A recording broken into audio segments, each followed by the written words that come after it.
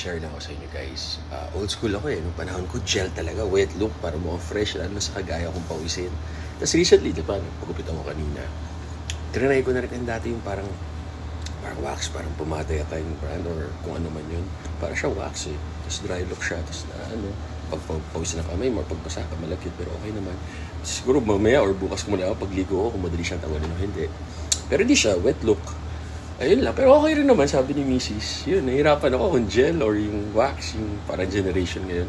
Kasi pag wet look, parang laging fresh. Yun ang dating sa akin eh. Kasi nga, pawisin ako eh. So ito naman, okay naman siya.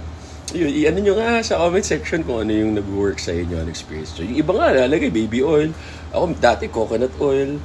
So good, nasap rin na feeling, ang luwag. Ayan, tama nga kayo. Sabi na mali ako eh, magpagupit na ako. Ayan, sa bagong music video, abangan nyo. Marami kami surprise ni Mrs. sa inyo. Tama kayo, mali. I'm not your doctor. Do what works for you. Happy, healthy guys. Thanks sa mga